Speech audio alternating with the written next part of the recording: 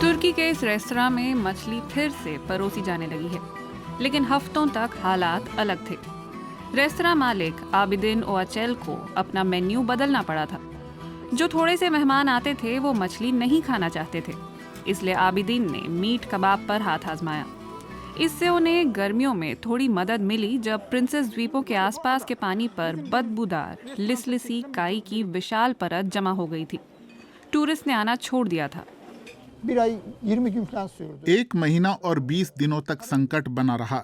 सिर्फ हम ही नहीं, इलाके में हर किसी पर असर पड़ा।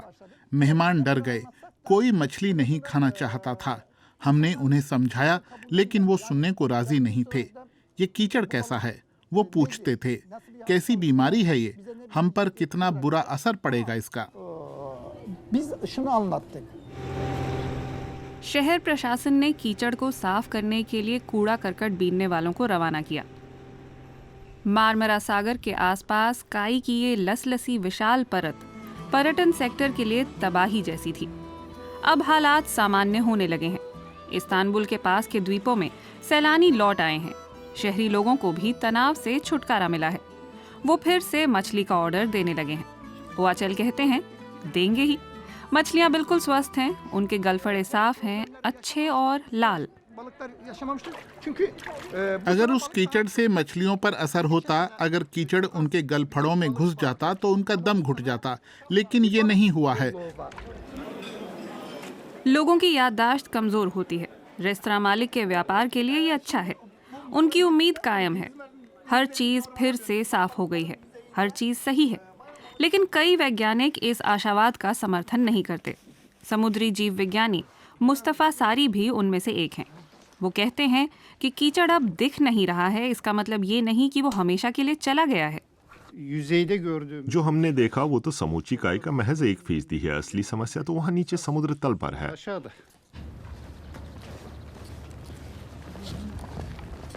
पानी में सीढ़ियों पर उतरते हुए प्रोफेसर थोड़ा और करीब से निगाह डालते हैं।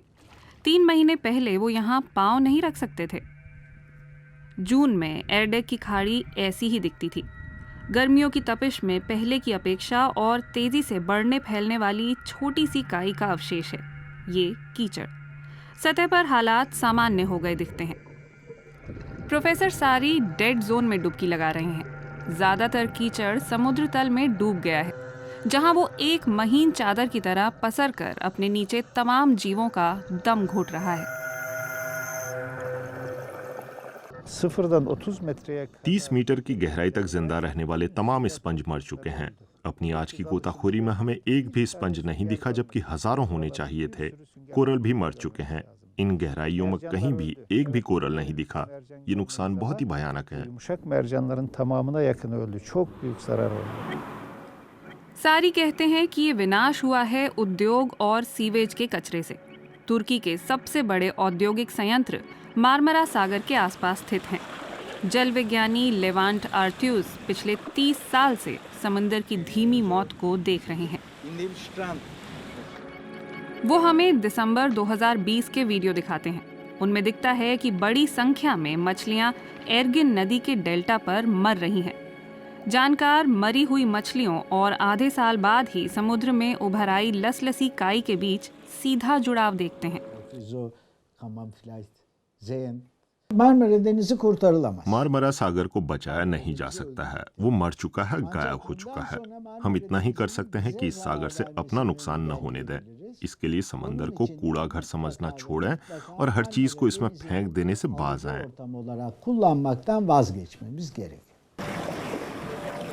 मारमरा सागर से निकाला जाने वाला खाने लायक सी फूड लगातार कम होता जा रहा है। एरडाल आतिश ये बात जानते हैं। बचपन में वो अपने पिता के साथ मछली पकड़ने निकला करते थे। वो अपनी नाव में हमें पानी से प्रिंसेस द्वीप दिखाने ले जाते हैं।